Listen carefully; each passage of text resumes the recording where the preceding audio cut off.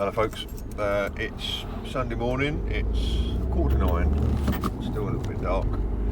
We're off on a road trip. Again. Well, again, they don't understand that. We only went for a road trip the day before yesterday, didn't we? Oh. There's Brian. The reason we're going on a road trip is because some time back we went to B&Q in Glasgow. We had such a great day. We did have a really, really good day, didn't we? We spent hours and hours looking for things. So we bought quite a few bits and pieces. We were looking for some, at the time we were looking for floor tiles for the bathroom and the downstairs, the whole downstairs. Oh, we were actually looking for the basin and everything as well, weren't we? And Respatex. Yes.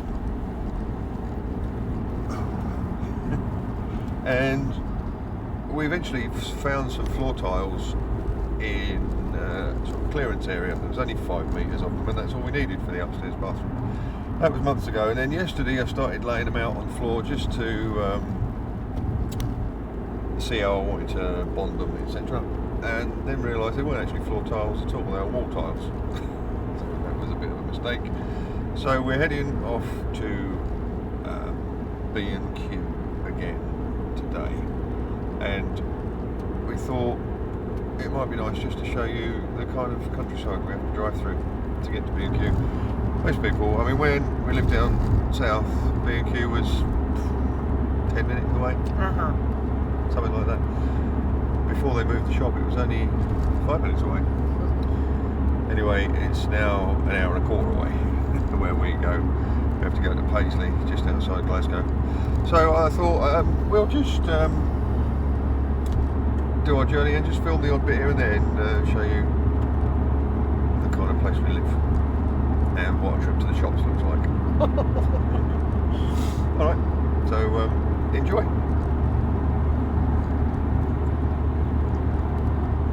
This isn't the best bit, by the way.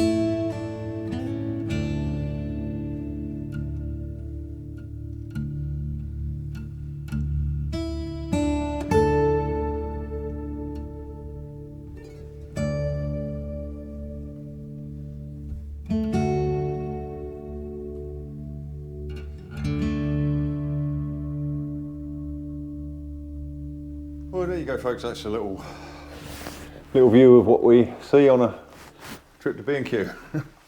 So back in the bathroom now. Yesterday I unibonded the floor, and before I start laying them, I'm going to lay some out dry. There's two things I want to make sure happen. I want the tile to finish underneath the door, which is going to be a sliding door in this pocket here. So, in other words, when you stand in the hall, you'll see carpet up to the door, and when you're in the bathroom, you'll see tile up to the door. So I want the tile to finish middle of the door, give or take. And I don't want that to be a cut edge, so I want that to be a full edge. The The other thing I want is I don't want to have to cut around that corner. And actually there's three things I want. I don't want to cut around the corner. I don't want to cut edge there. And I'm going to do the whole thing in a brick bond, which I think looks the best. So I'm just going to get a couple of tiles out and lay a few down to show you what I mean. So by brick bond, obviously I mean they're going to be staggered like that, rather than in line with each other like that. So the way to avoid cutting round the corner is that whatever tile finishes here, there's a joint there, so then it's just a straight piece rather than a corner cut out. So what I'll do is I'll put a tile where I want it in the doorway, and then I'll space tiles out with the spacers in place and see what we're left with at that end, and then the cut will end up against the wall. That's the plan.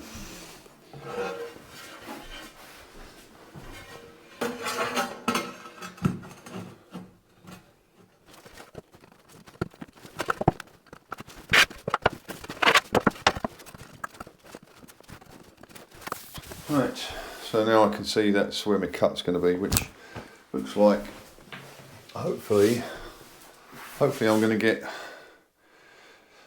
two cuts out of one tile there. These tiles are 300 by 295. So might just do it.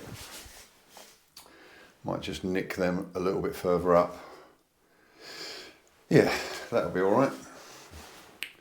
So what I'll do is I'll cut a couple in half. I'm going to need, these are 600, this is 2.5, so I need 4 and a bit along there. So if I cut 2 in half, that should do my run along the back there.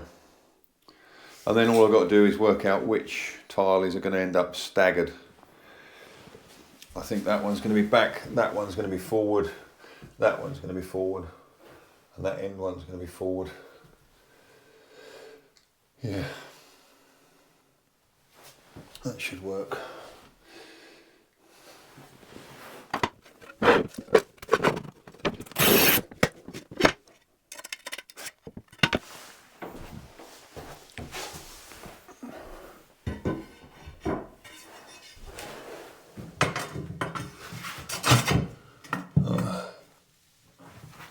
That works a treat. Really good for size. Really good.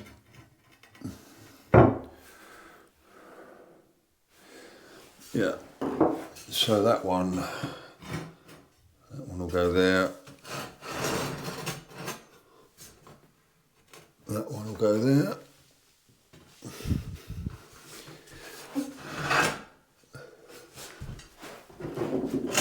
So the bond is going to be something like that.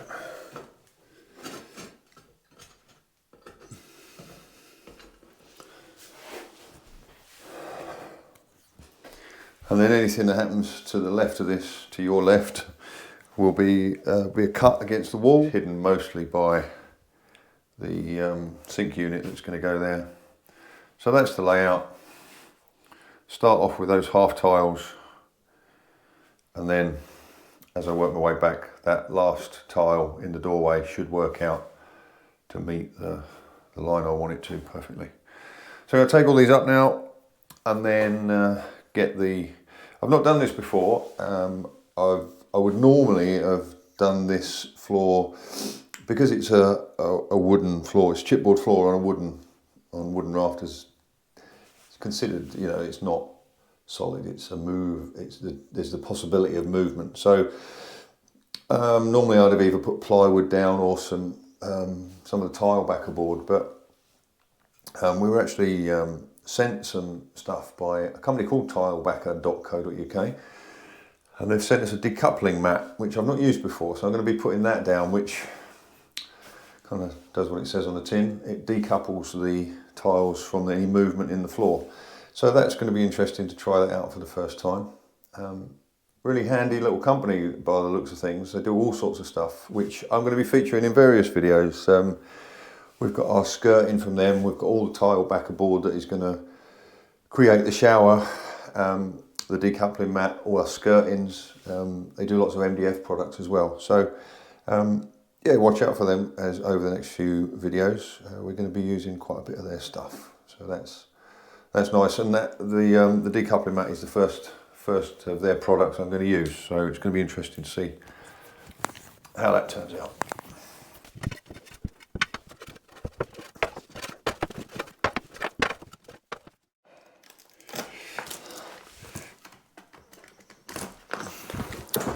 Well, this is the mat.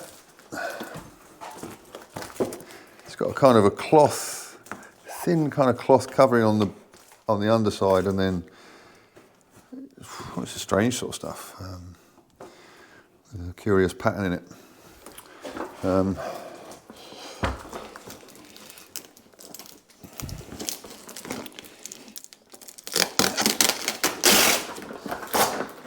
I've measured the room, and it's 24.75 long,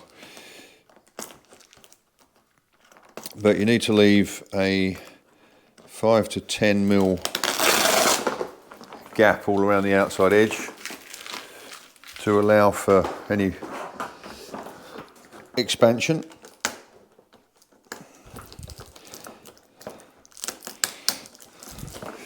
This tape is annoying. It's just sellotape that's holding it together when it was rolled. You've got to get it off.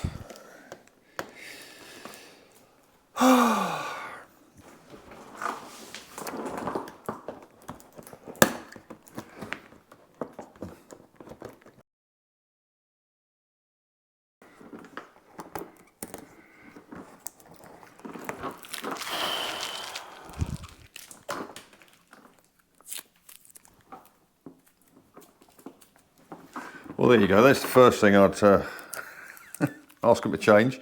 Use different sellotape. Sticks to you, and maybe that's the issue. It's really sticky, and it doesn't want to come off the mat.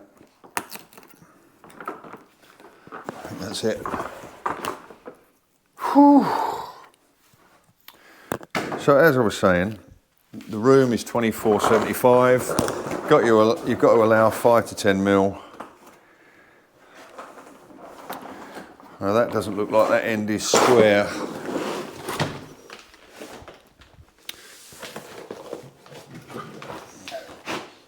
So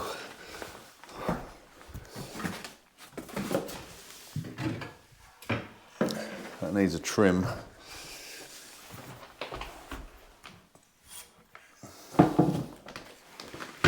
Yeah, nowhere near square, so that's worth noting. You'll need to trim the end before you, don't just assume it's straight. Good thing with this pattern on there, you can line it up with the pattern and you know you're cutting it square.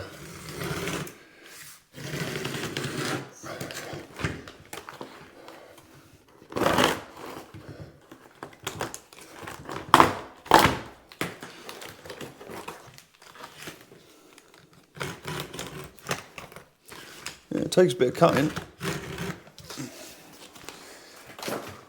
Right, so room is 24.75. I'm going to knock 15 mil off of that.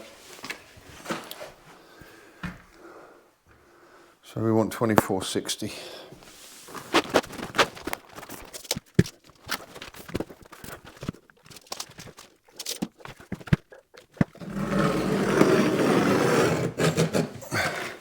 Pressed a bit harder this time, cut's fine. That's a 5 metre square roll. That's perfect for what we need in here. We should have just a little bit left over.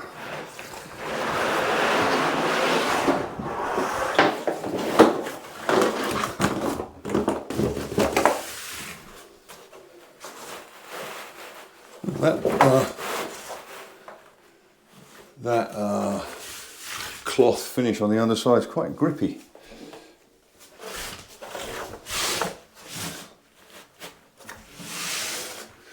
Alright, I need to trim that round the shower. Rather than measure that, I'm just going to mark it, I think.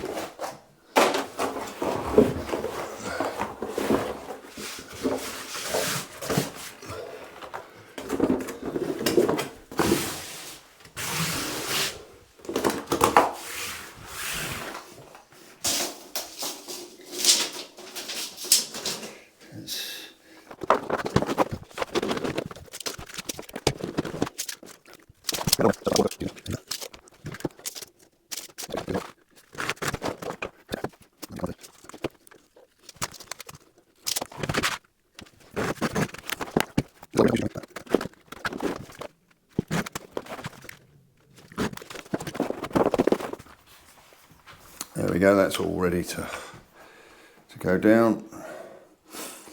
So I want to get myself fully set up now, have all my tiles ready, spaces ready,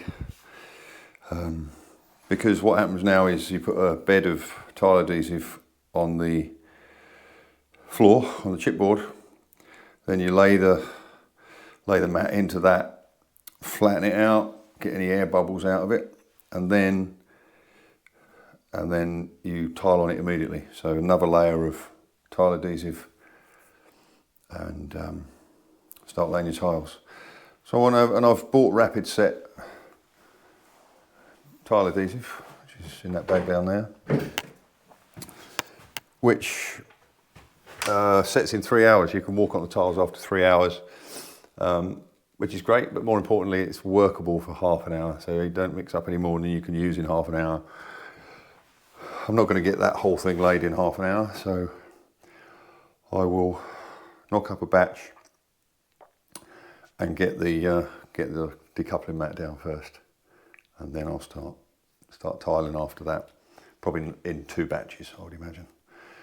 And then, I mean, you can grout it in 3 hours' time once it's after that, but I'll probably grout it tomorrow, I think.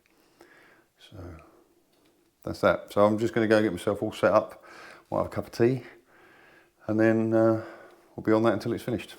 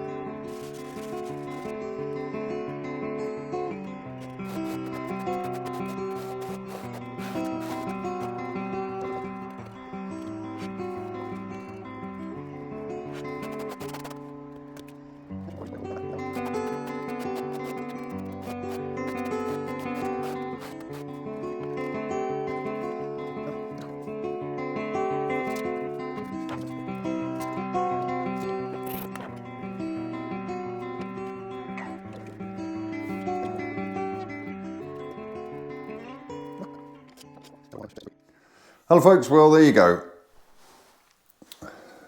That's the tiles down. I was just about to say I was got to do that final corner when the battery ran out on the camera. So rather than hang around to get another battery because my stuff was going off, I thought I'd better just get it down. But there it is, I'm delighted with how they've gone down. The mat just seems dead easy to use, grips really nicely into the adhesive when you lay it down.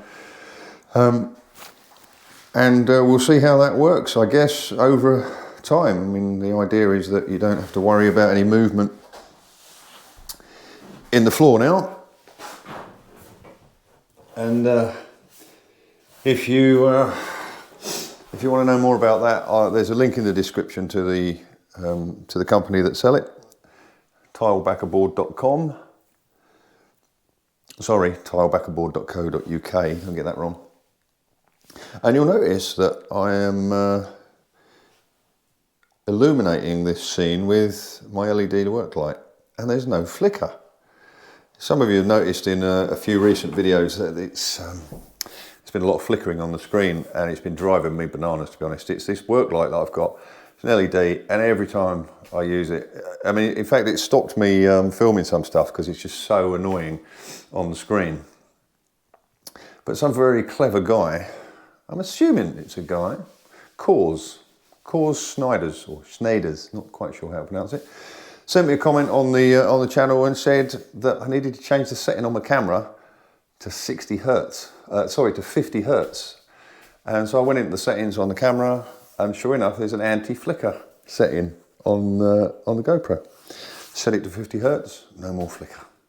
So thank you kindly, Cause. That's brilliant, because now we haven't got to worry about that anymore. There you go.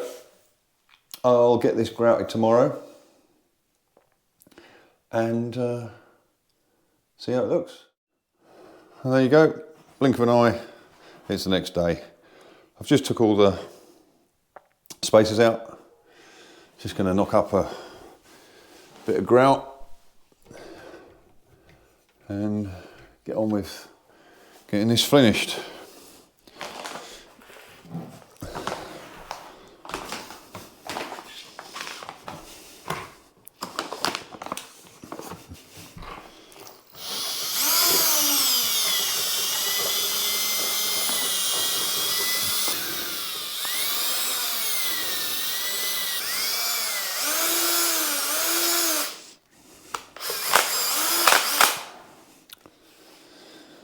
Right, leave that a couple of minutes and then give it another mix. Helps to fill it out a bit, I think, when you do it like that.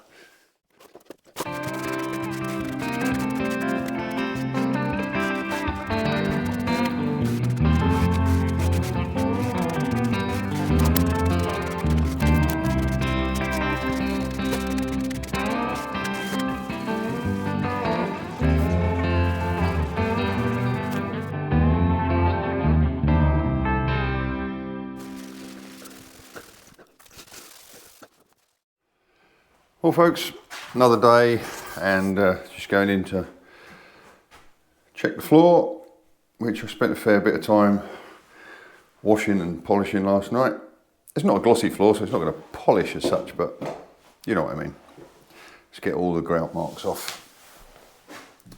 I'm pretty well chuffed with that.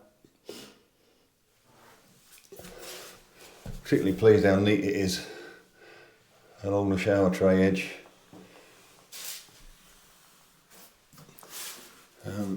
That's why it was worth just laying the tiles out right from the start, so that I knew that I would end up with an edge of a tile right on that corner, so I didn't have to cut around there. Always worth laying tiles out to some extent before you start. So there you go. That's our first finished floor surface. That feels nice to have got that bit done. Got lots of ideas about what we're going to do with the actual shower enclosure now, because obviously you can't buy one that shape with the leaning ceiling, so got to make that ourselves, so that's fine. Got a few ideas for that. So there you go, that's the tiled floor on top of the decoupling mat, and I'll put a link in the description for the tilebackerboard.co.uk company that supplied us with that, and you can have a look at that and all the other stuff they do on in the description. So it works nicely. I've not used one before. I particularly like the underside of the mat has got like a textile surface. I don't know what material it is, but so when you put it down, it really grabs into the adhesive really nicely, because I was worried that it might, because it was obviously rolled up for delivery, I thought it might want to stay in that shape and you'd end up with like air bubbles underneath it, but it didn't at all. Just went over it with, as you will have seen, with a float, and it squeezed everything out nicely, stayed really flat. So I think that's, if you've got a timber floor on timber joists, worth a go with a decoupling mat like that. So that's it for now. Thanks for watching as ever. Progress is coming on now. Just nice to see some finished things. I'm off downstairs. I've got to finish plasterboarding the utility room, and then I'm going to start plastering downstairs. So feel free to join us. All right, catch you in the next one.